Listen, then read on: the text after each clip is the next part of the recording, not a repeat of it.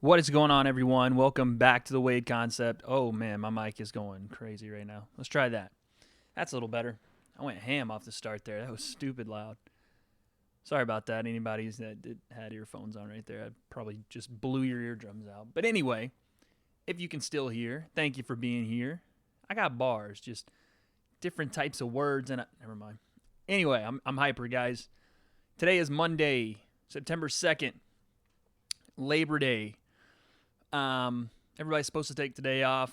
Hope everybody's having a great Labor Day, by the way. But me, man, I had to get in here and talk to you guys because I'm excited. I'm excited about the card we just had. If you guys were here Saturday night, we had a banger of a watch party for the UFC Shenzhen event in China. I went through the entire event and mispronounced pretty much every name. But we got through it, and I had a good time, and there were some amazing fights. Like we thought going in, I had predicted that Zhang Weili would come away with that title, and she did. And when she did, she pretty much, and we'll get into more of this today, she pretty much put UFC, place in China on the map. UFC had been there for a couple of years, fostering, trying to create a talent pool that they could use to create that next global superstar, and they just might have done that Saturday night or Saturday morning, I guess. But anyway, welcome everybody.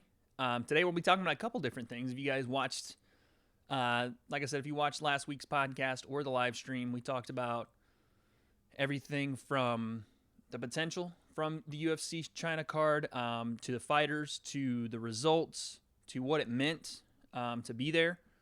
And today we're going to elaborate on kind of what happened and what exactly it meant to be in China once again for the UFC. And so we're just going to get right into it, guys. So Saturday morning around 12 a.m. or so, the UFC put on the UFC Shenzhen card from the University, I'm not sure how you pronounce that, sorry, the Sports Center in China. And we got a pleasant surprise from the Chinese fighters. Not so much that we didn't think they would compete, but a lot of Chinese fighters won, to the tune of 5-1 actually, on the main card and the co-main, or on the main card and the prelims. We had some amazing fights. We had Li Jingliang versus Dos Santos, a huge fight, and an amazing performance by Jingliang, a guy that at welterweight, we had watched fight a couple of years ago and has kind of been making his way up that welterweight ranking, and quite possibly could see a guy in that top 15, top 10 range next. And at welterweight, we've all known that that's a killer division. But for him to come out with a win was a huge victory, and not just how he won, or not just that he won, but the way he won was insane. TKO late in that third round. I think there was only 10 seconds left in the fight, and he walks away with the W. So an amazing fight, amazing win for Jingliang. Kai Kara-France, another W in the flyweight division. The flyweights still hanging around. Don't really know what we're doing with that division still. We have Henry Cejudo calling out Dominic Cruz, calling out Uriah Faber, calling out pretty much Frankie Edgar, anybody but the people he's probably going to fight next, which could be Aljamain Sterling, which could be, and probably will be, Joe Benavidez. And if he's not going to fight at flyweight, they're going to strip him. And we're in the same position we were in right before the Demetrius Johnson or right after the Demetrius Johnson-Henry Cejudo fight, because we don't really know where the flyweights are, what they're doing with them. And it's for fans, it's a little frustrating because we want to see those guys. But Henry is all we have right now. And it's kind of a double-edged sword because Henry has saved this division. 100% he saved the flyweights. And they owe a lot to him.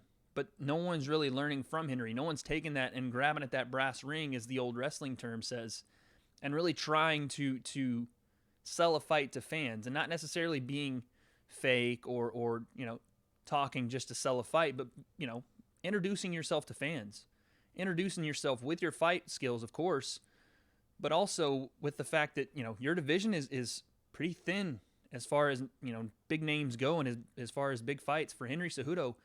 you're going to have him be interested in fighting you. Joe Benavidez is an interesting fight for fans, for Henry, you would think, for the UFC, of course, because Joe Benavidez holds a win over Henry Cejudo. And that's a big factor when you're talking about rematches, especially when one guy as a champion has lost to, who is now the challenger. That's an interesting storyline in itself. So Joe has a written-in storyline, but after Joe Benavidez, who really is there at flyweight that we're looking at and saying, ooh, that's a big fight? Matter of fact, who is there at all? Not even for a title fight, but just a big fight in general. Who is a 125er off the top of your head that you can say, oh, I want to see him fight today. I want to see him fight. Kai Kara France is great. Mark De La Rosa is great. But as far as a title picture and maybe even a top 5 picture, who do we have at flyweight? And I think that's where a lot of guys could learn from Henry Cejudo. Henry Cejudo was these guys at one point. Very quiet, very unassuming. Went in, fought, did his work, left. Had a couple of tough losses, but for the most part was dominant in the way he fought. And then he, his wrestling ability is insane. He was grinding out a lot of decision wins, and then he changes his style, starts to really, take over a lot of fights. And with that, when he wins that title against Demetrius Johnson, takes on an entirely new personality, an entirely new persona. Now, not everybody can do that. Not everyone can do that. And excuse me, I'm getting off on a tangent on the flyweights, but you don't want everybody to have a gimmick.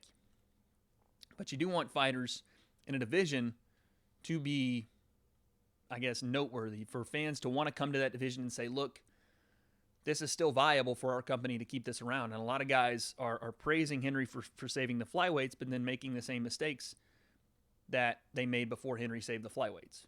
So it's a little bit tough, but this fight was amazing. Mark De La Rosa has a chin on him. He got hit with some big shots, and Kai Kara France was doing his thing, and ultimately came away with the decision. Our boy Anthony Hernandez won on the prelim card. Finally got in the win column in the UFC at 8-1. Was actually a great story, the fight itself, and even just the totality of the actual story around the fight, because here's a guy in Anthony Hernandez, loses his first fight in the UFC after winning on the Contender Series, comes back, fights a guy, Park Jun Young, and in the first round is getting, starting to get overwhelmed a little bit. Toward the end of the round, starts getting tuned up a little bit, starts catching a lot of big shots from Park, and then in the second round is really starting to looks like the fight is starting to slip away and to Park, and he's landing big shots on Hernandez, walking him up against the cage, and hits him with a shot that wobbles him. And Anthony Hernandez, little by little, starts to wrestle, starts to regain his composure, and starts to gas out Park, and implement his game plan and implement his will on the fight to the point where he starts to wrestle, gets in some good positions, and lands a Darce choke and wins the fight. So an amazing performance, overcoming adversity in all odds, flying to China first off for his second fight in the UFC, being down possibly at that point at least a round and a half, and being able to overcome that and win the fight was something that something was insane to watch and really inspiring. So that's one for our boy Anthony Hernandez. Look for more out of him at middleweight coming soon. My boy Fluffy. Then, and I'm going to butcher this name, but we had an amazing fight with Andre Sukumtat and Su Mood. Dang it. I really thought first try I was just going to nail the name, and I didn't. Su Mudarji. That's the guy. Shogun, what's going on, big dog?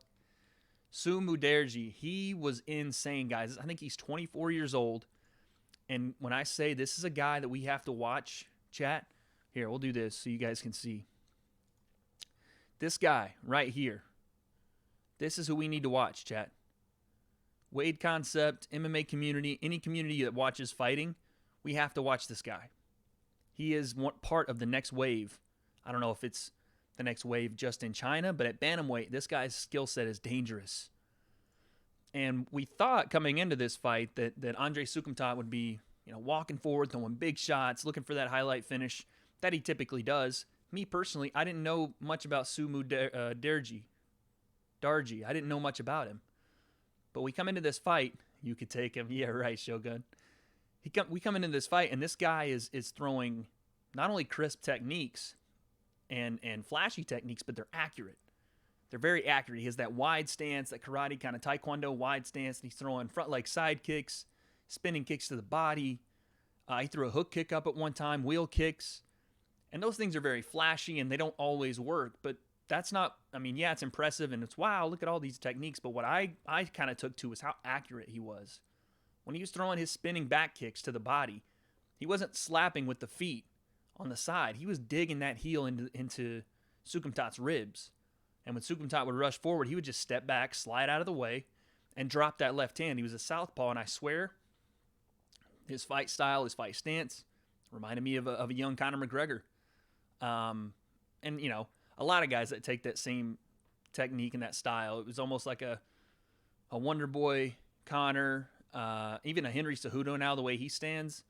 But, you know, with more finesse, I would say, than Henry has. But, yeah, just an amazing display of talent by W.A.D.E. And, yeah, an incredible win. He showed off not only his skills on the feet, but he had where we thought Sukumtat, you know, would also possess an advantage in the grappling.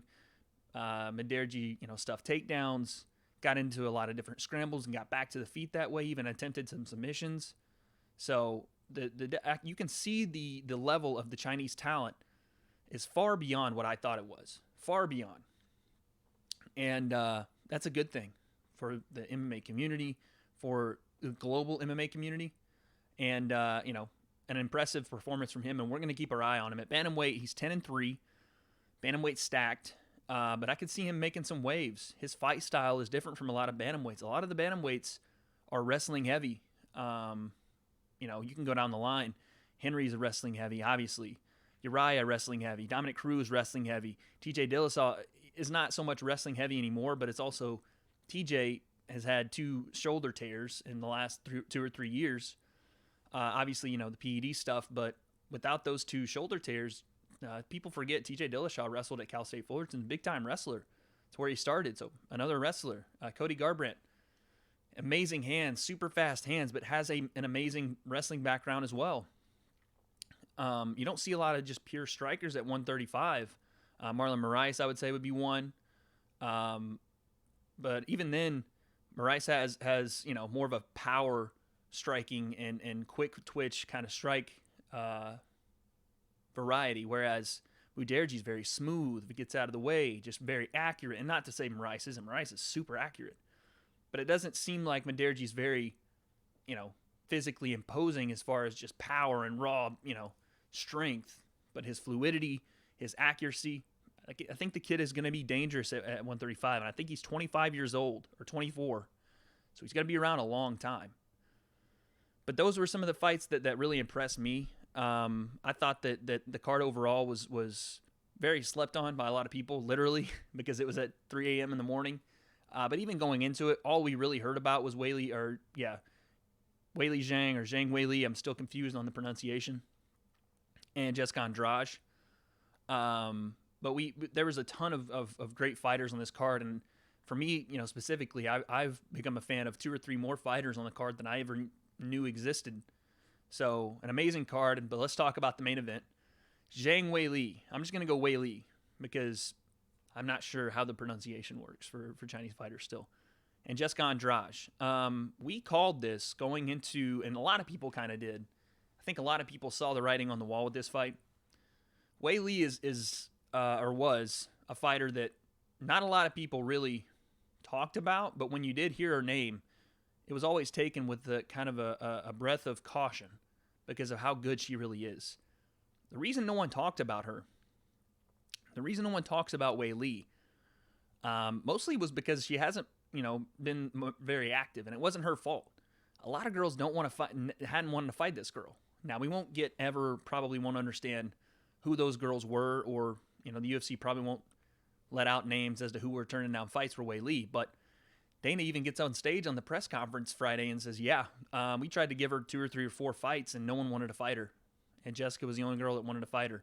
And how about Jessica Andrade, after winning the title, kind of, you know, doing the favor because Rose went to Brazil to fight Jessica. How about returning the favor and going to China to fight a straight-up killer in Zhang Weili. You got to give it to Jessica for that. Shogun says, Andrade winning against Rose was a fluke. It's tough. The one, it's hard to say it was a fluke. The one advantage Andrade did, or, one or two advantages Andrade did have in the Rose fight was Rose isn't a very compact power puncher. Again, a lot of speed, technique, different ways to beat you. But it's hard to call it a fluke if the one way that Rose can beat, or Andrade can beat Rose is the way she does it, with raw power. I don't know if there was any way Rose was going to be able to stop her from picking her straight up into the air, just because Andrade is that strong. She could have stopped her from grabbing the high single or the high crotch and doing it that way. She didn't really fight the hands, but it is a testament to Andrade's power that she was able to pick Rose up and toss her on her head. I don't consider that a fluke. I just consider it using the strength she has versus the weaknesses that Rose possesses in her game, which is her ability to handle a lot of power in a grappling situation. But in this case, Jessica Andrade looked like she had the same game plan to walk forward and get into a firefight with Zhang Weili. And the issue you have here is Weili is way better than anybody thought. Well, I shouldn't say anybody. Way better than a lot of people thought. I thought she was very good. From the fights I'd seen, I thought she was extremely good and good enough to beat Jessica Andrade, to the point where we picked her. We picked her to beat her. I didn't pick her to do that. Jessica Andrade came out the same way she comes out against everybody, walking forward and throwing big shots. And Weili just said, no, we're not going to have that. I'm going to hit you with some stuff that you haven't been hit with. And immediately starts throwing big-time shots. They're in a firefight straight out of the gate. And then in the clinch, where Jessica Andrade usually does her best work, Weili Zhang starts throwing some hellbows. Oh yeah, I didn't mispronounce. Those things were straight from hell. The banged on the temple, the first elbow does. That gets Jessica Andrade to wobble a little bit. They break the clinch. Weili throws a right hand, clips her again, goes back into the clinch and throws some nasty knees up the middle. And this girl, when you're seeing these knees thrown, they weren't just powerful, they were fast. She was hitting them off, one and boom, boom, boom, just one after another. It was almost like she was doing high knees as a warm-up into Jessica Andrade's stomach. And you could see that Andrade started to feel it more and more, and to the point where she was having a hard time standing up. She gets a little wobbly. Another elbow comes in. Now Andrade is completely out on her feet, falls to the ground, and then I don't know if you guys saw the left hook, the flying left hook that Weili threw in the kind of as she was going down to ground and pound that kind of finished it. That thing was vicious as well. This girl has got a smile on her face outside of the cage. And even in it, when she won, she looks like a sweetheart. But man, when that bell, when they say, fighter, are you ready? Here, let's get it on. That girl turns into an absolute machine. It's one fight. It was 42 seconds, and she just walked right through the women's strawweight champion. I don't like to hop on the bandwagon and say she's the best, and I don't like doing that. But man, you think about it.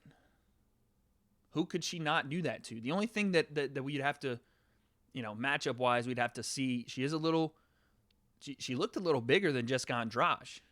In the fight, she looked a little bigger, and Jessica Andrade has fought at 135 before, and it's just a tank, So she looked a little bigger. That, bigger also meaning taller. She's a bigger girl, in my opinion. So, I don't know if that's a weight cut issue deal. It didn't seem to be from weigh-in day. She made weight seem like pretty easily. But matchup-wise, there's not a lot of girls that present problems for her. Maybe in the wrestling department.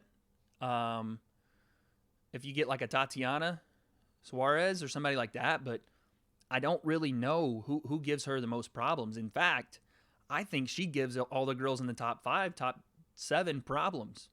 I think she gives problems to Jessica Andrade just by able to go, strike for strike and power for power with Jessica.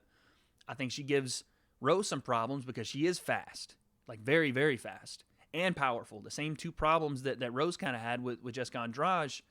Zhang Weili possesses those same abilities. And as we saw Saturday night, almost to a higher level. I think she gives Joanna those same problems because I don't think that she is as, I don't want to say stubborn, as headstrong as Jessica Andrade is to just eat punches and walk forward, eat punches and walk forward. I think Zhang Weili is a more complete IQ fighter. I don't think that she's going to stubbornly put her head down and walk through punches to let Joanna just tag her for 5 rounds. That's another question, obviously, the 5-round question. We didn't get to see that, but we didn't have to. The girl is talented, and I think she gives problems to everybody. I think we could have possibly seen the UFC just find its next global superstar for Saturday. And I say that because, I don't know, what's the population of China? What is the population of China? China population, let's see. So China's population is 1.3 billion people. To put that in perspective, that is, we have, 7.5 billion people on the planet Earth. So, roughly, what is that? Roughly 15% of the world, 20% of the world is Chinese. So to put that in perspective, we have our first Chinese champion. 15% of the world is Chinese. She is going to have that entire nation behind her, that entire place behind her, especially with what's going on right now and the rough stuff that's happening within China's government. They need a figurehead. They need somebody to rally around. Good or bad, sport always brings out the best in communities, in countries, in different ways. Sport kind of heals a little bit of those wounds. Not everything, and obviously there's bigger things in sports, but sport brings people together. And there couldn't have been a better time for her to win this title than Saturday, with all the turmoil that's going on over there. And not to mention, not just China is a the market you're targeting when you're in China. The entire Asian market, regardless if it's just the Chinese people, there's so much potential in that Asian market to present a new superstar that, whether you like it or not, when people tend to, rally around the people that they can identify with, whether that's people rallying around Conor McGregor because he was a brash-talking Irishman and broke through when no Irishman had ever done it. It's the same kind of story here with a different dynamic. This is the first Chinese champion that's ever broken through in the UFC. When Chinese in the entire Asian kind of region there basically created martial arts as it's known today, or at least modified it and blended it. I mean, Bruce Lee obviously is credited with being the kind of pioneer of mixed martial arts, to be able to blend martial arts together into a self-defense fight style. So for a nation in a region that's been practicing martial arts for as long as that Asian market has, now you have a champion in the modern day. You have a champion that represents all of those humble beginnings and different parts of martial arts throughout history. So now you're looking at her and saying, okay, we just got into this market. We have the UFC PI there. We have different prospects. Now she's the figurehead. And not only that, but people in America, I mean, I loved watching her. She looked so genuine. She looked humble. And then she gets in the cage and it's an absolute destroyer. Dana White's always saying this, and I partly agree with him. I kind of don't, but I like this statement. You don't have to speak a lick of English to be a superstar in the UFC. And I partially agree, because the UFC is not just in the United States. It's not just in Europe. It is everywhere. It is a global sport with people from different backgrounds all across the world. And to land such a huge star in a nation of 1 billion people, that's huge for them. She is the next global superstar for them. Have you got, and the easiest way to give you guys proof that that's the case is a guy that's fighting, and it's a perfect segue for me, is a guy that's fighting this Saturday, Khabib Nurmagomedov. Shogun says Jing Liang is pretty good at 170. Oh yeah, he's very good at 170. His boxing is very good. The improvement we saw from Jing Liang from 2 years ago, the UFC China card, to now is night and day how good he's looked. And it might be because we haven't seen him a lot, but that he looked amazing in his fight. Crisp striking. Deadly. But the biggest argument I can give you for why Jing Liang is going to be a superstar is Khabib Nurmagomedov. the nation of Russia, Dagestan, that entire region, the UFC set up shop, started having cards over there, starting building fighters from that region to come over to the United States and fight, and or fight in their own territory with the UFC branded, cards in that territory. And you started to see fighters from nations and countries that were not really recognized start to get bigger and bigger fights, and through those fights started to have better records. And then eventually you see a guy like Khabib Nurmagomedov finally get his shot at a title, and with Russia behind him, what is it, 150 million people in Russia?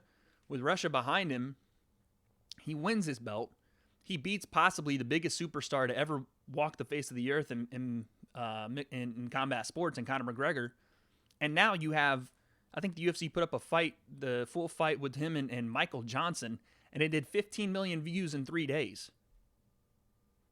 You want to talk about building stars, and not just stars in the United States. Khabib's a star everywhere. The guy can't walk around in Russia without being swarmed. Even in the United States, people try to swarm him. He's at AKA, he gets out of a training session and there's people waiting outside the gym ready for autographs. This is the only sport where global superstars are being discovered, made, whatever you want to call it. But the UFC is figuring it out.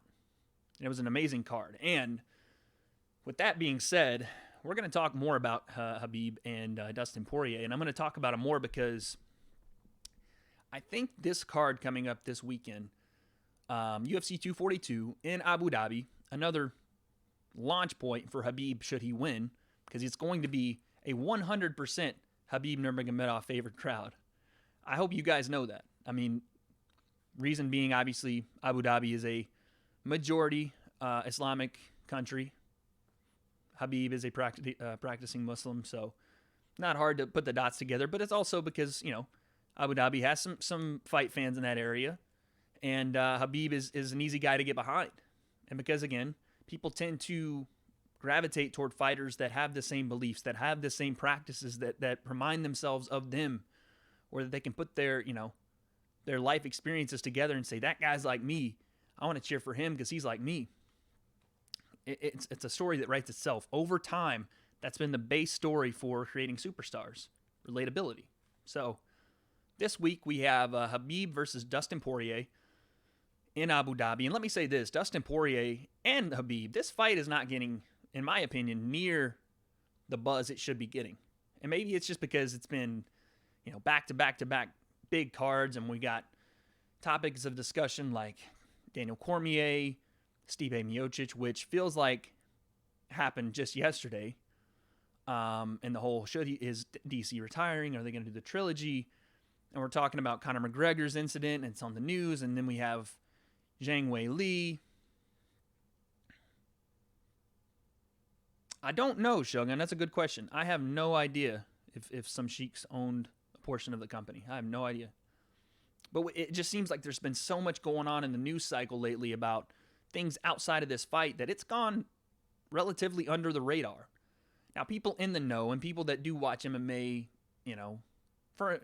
dedicated fans obviously knew this is one of the biggest cards of the year, or at least one of the biggest fights.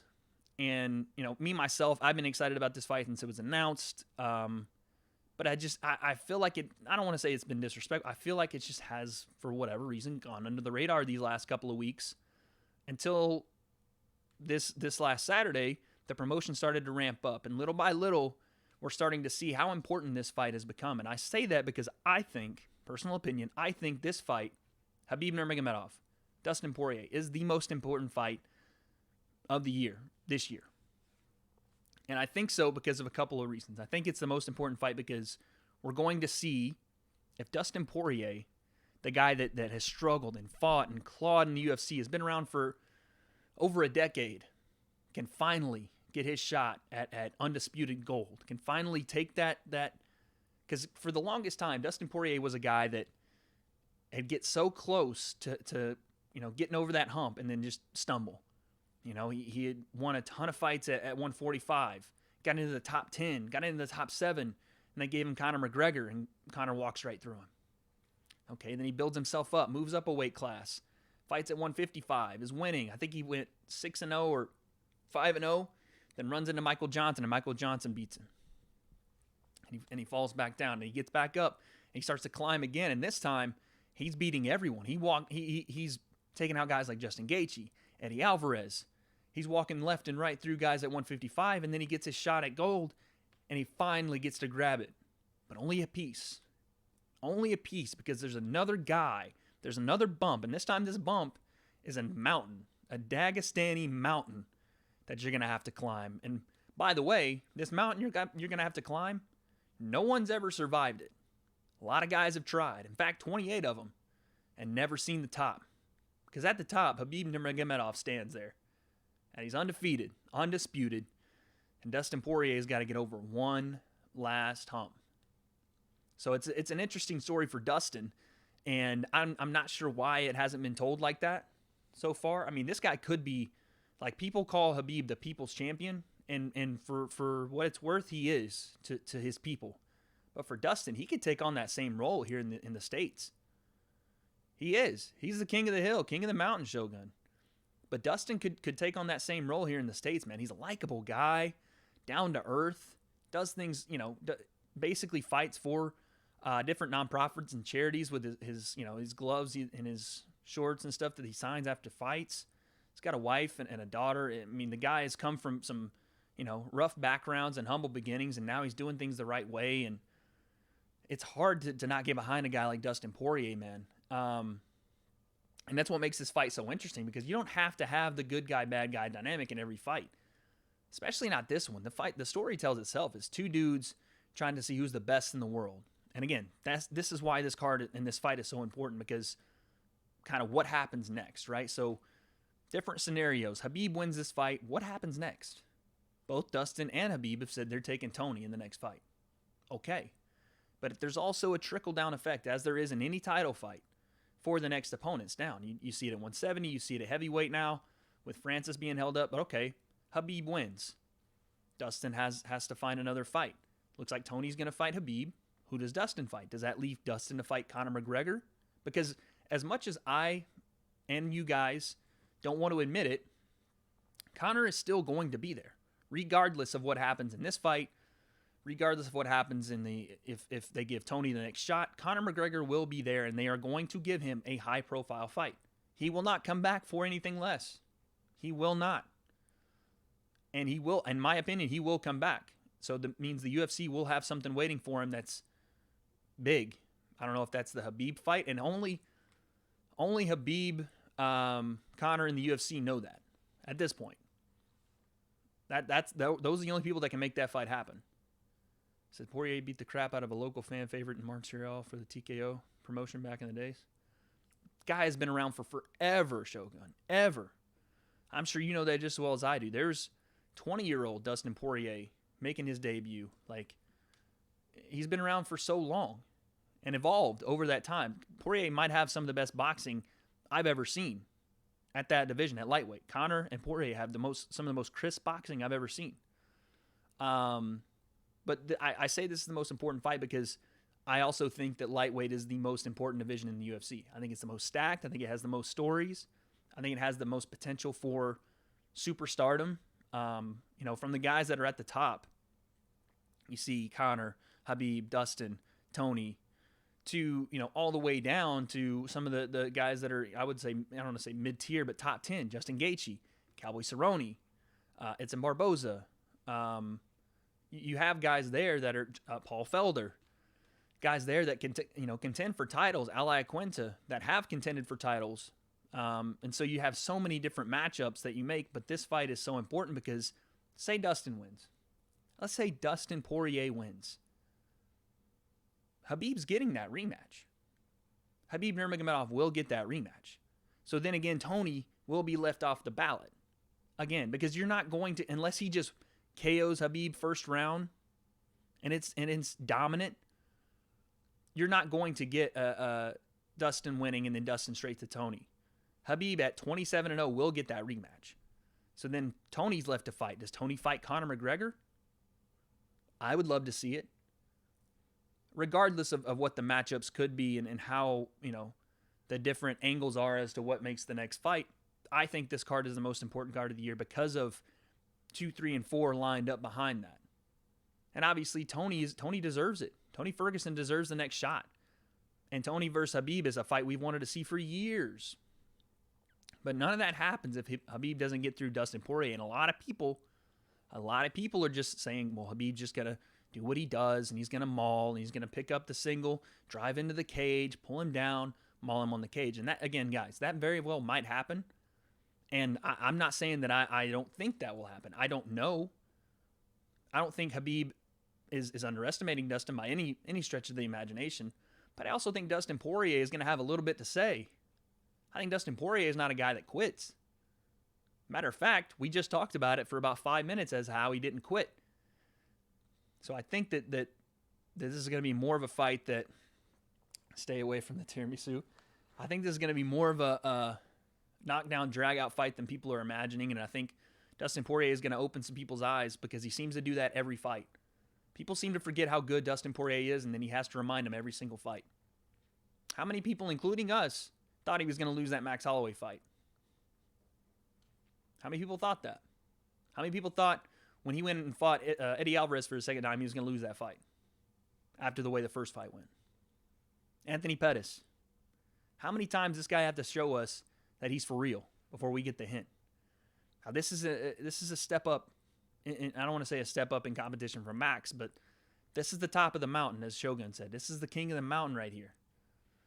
This is the guy that's taken out everybody in front of him.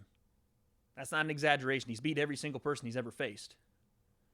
So Dustin, like we said, has a steep hill to climb. But man, if there's a guy that can do it, if there's a guy that's hardened mentally and been able to overcome adversity, Dustin freaking Poirier is that guy.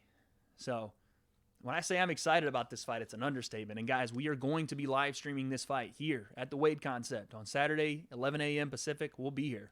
100% we'll be here. Yeah.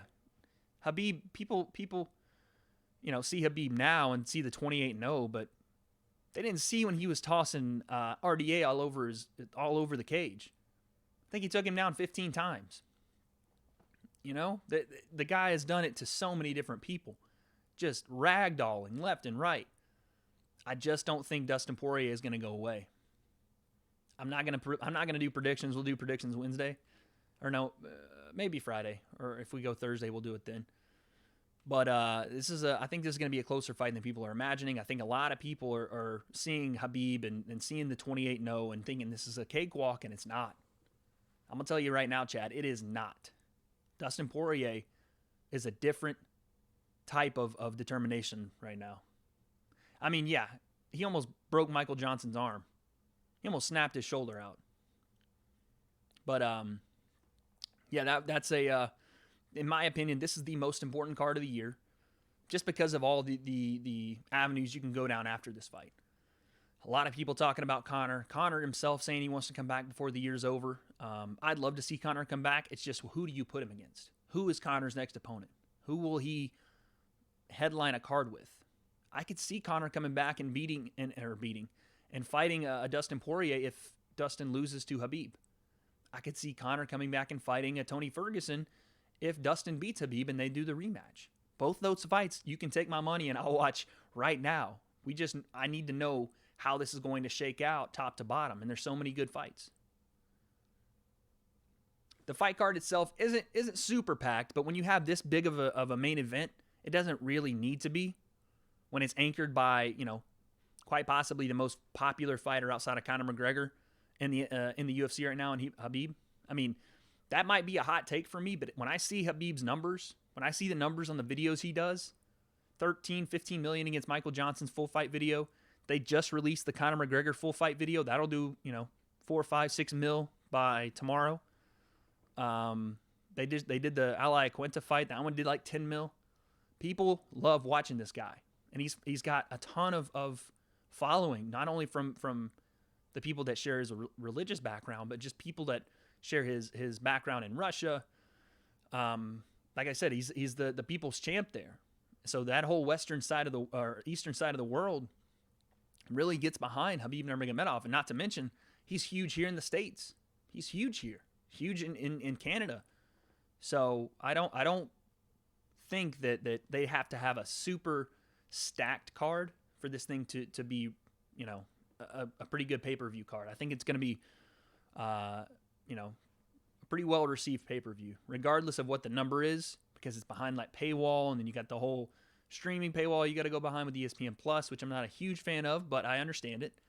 They're planning kind of for the future, but I still think it does really well on pay-per-view. But regardless, I still think it's the most important fight the UFC could make right now, and the implications afterward are why I say that. Not so much because of, it is obviously because of what happens in the fight, but what happens after that is very important, especially at that division, because there are some fighters that we are dying to see, and fights we're dying to see, and we'll know how that shakes out after this. But yes, that's the fight that I really don't understand why we're sleeping on. I think it is a little bit because Khabib and Dustin are both kind of guys that aren't really there to rattle the cage and say some off-color stuff and be disrespectful just for disrespectful's sake. And not to say that Conor does that either. I think Conor just speaks his mind. But these two guys just don't have that same personality. They're there for a job. They're there to get the job done. They're there for legacy, for pride, and obviously for that strap. And that's the biggest selling point, is that these guys don't have to do the Conor McGregor stuff. They don't have to do the antics that Conor sometimes has to, that he does. I don't know if he has to do it, but the things he does. They don't have to do those things to get me at least interested in this fight. And the reason I'm interested, the reason we're all interested, is because Dustin Poirier brings a different type of mentality to this fight. Just a blue collar, working class guy that's just trying to finally get over that hump. And Khabib Nurmagomedov, the unbeatable force, trying to keep the streak alive. And it doesn't look like Khabib is going to stop anytime soon. He's talking about fights with George St. Pierre. He's talking about fights with Tony Ferguson. The sky's the limit for Khabib if he wins this fight. The UFC isn't trying to make that George St. Pierre fight. Let Khabib beat Dustin Poirier, then go beat Tony Ferguson. You're telling me they're not going to consider that George St. Pierre fight then? Maybe not. But I would be under the assumption that if George wants it and Khabib wants it, and there's really no one else in that lightweight division for him to clear out, it's time to give the man what he wants. So yeah, this card is very important for MMA, for the UFC, for Conor McGregor, for Tony Ferguson, for everybody in the lightweight division. It's a huge fight. The biggest fight that the UFC can be making right now. But yeah, like I said, guys, just to recap, we had a great UFC Shenzhen card, introduced some new fighters to us, some potential superstars on the undercards with Jing Liang and was it Sue Madirji? Those two guys are potential superstars in their divisions. Jing Liang at 70 and Madirji at 135. And then we have just a breakthrough star with W.A.D.E. Someone that, like I said, not only China, but the entire world can get behind. Super, like I said, it looks like a sweetheart, fights like an absolute terror, and is going to give problems to everybody in that division. Everyone. Speed, power, agility, precision. Everything that you're looking for in a fighter she possesses, we just have to see more of her. She's so ferocious in the cage. I don't think I've seen a girl at 115 be able to be so dominant physically over a girl that was dominating girls throughout the 135 to 115 divisions, Jessica Andrade, and just thoroughly walked right through her. Shogun says McGregor will fight the winner of Cerrone and Gaethje. Possibly will do that. I do think that the winner of Porier and Khabib will take on Tony Ferguson, so I could see that. I could see Conor coming back and fighting the winner of those two. And, from there, obviously seeing what happens with the title picture. And you best believe the UFC wants to make that rematch. Conor and Khabib, they want to make that rematch. I just don't think that you can do it over Ferguson and overstep him when he's been... Tony Ferguson's had the worst luck of any interim champion, any fighter really, in the UFC outside of Yoel Romero. I mean, Tony has had the worst luck. Lost his title by tripping over a cord. and then just getting stripped for no reason. Then he comes back, still rightfully probably the challenger that should fight for the title, doesn't get it, beats Anthony Pettis after 5 months after ACL surgery. The guy's an absolute freak. Then he comes out and destroys Cowboy, just turns into the boogeyman in that second round and balloons Cowboy's eye. I don't know how do you deny him anymore? How do you deny him anymore? Shogun, Khabib can say no way all he wants. They'll strip him if he doesn't defend. If Conor comes back, I guarantee you they will fight again. I guarantee that. If Conor comes back, wins, it all obviously has to do with Conor. Khabib doesn't. Oh, I saw the interview. I absolutely saw the interview. I watched all 40 minutes of it. Khabib can say he's not going to fight Conor. He doesn't possess the power to not fight Conor McGregor if they want to make that matchup. Conor doesn't possess that power. The UFC will make that matchup. They will fight if Conor comes back and wins 1 or 2 fights. But they won't throw. I will say this: they won't throw that fight right out the gate. They won't give Conor that fight like right now. They'll give. I think Tony gets the next shot, regardless who wins. And Conor, I like Conor versus Gaethje or Cerrone. And then if like I said, if Dustin does happen to beat Khabib, I think they do the rematch, and then Conor possibly fights Tony. But they will, at some point, if Conor comes back and wins fights, they'll do that rematch. Khabib doesn't get to go, nah, I'm not doing it, because they'll strip him. That's what'll happen. If Khabib doesn't want to fight Conor, they'll strip him. I don't think they lose credibility if Khabib doesn't want to fight guys like. I'll say this: if Khabib fights Tony, beats Tony, fights Dustin, beats Dustin, and just wants to fight guys like Gaethje, George St. Pierre, then it'll be a little bit. But I guarantee you, Conor comes back and beats a guy like Cerrone or beats Gaethje, and Khabib's sitting there, they make the fight. They'll throw whatever money they can to make that fight. They won't let that rematch that has so much animosity and so much. I mean, you heard Khabib say it. Khabib said this will never be over. Never be over. So I don't think the UFC loses credibility if they strip Khabib for basically not fighting Conor because Conor is Conor. If Conor comes back and does what he's supposed to do, wins 1, 2, 3 fights, he's right there for the taking. And Conor's resume is better than most of the guys at lightweight as far as his title wins. Conor has 3 title wins. Has an interim title win, has a 145 title win, has a 155 title win, and has beaten the guy that's currently challenging for the 155 title, beaten the guy that currently holds the 145 title. He still has some work to do. I'm with you on that. But you can't, if Conor comes back and wins 2, 3, 4, or 1, 2, 3 fights, there's no way they don't make that fight again. There's absolutely no way. And again, if Khabib doesn't want to do it, I've seen the UFC strip guys for less, man. I've seen him strip Tony for tripping over a cord. I've seen him strip Colby for having nose surgery. I don't think it's outside of the realm of possibility. Khabib doesn't want to fight Conor after Conor comes back and wins a couple of fights. If he wants to sit on the title and the UFC doesn't want to, and UFC wants to make that matchup, I don't see him introducing a new interim title. Maybe it's not an actual strip, but they introduce the interim title again. And not to say that that's the way it should go, but I do think that fight will happen again.